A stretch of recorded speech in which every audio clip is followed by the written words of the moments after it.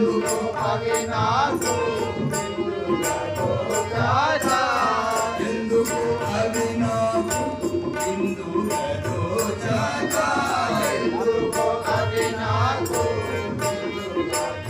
జాత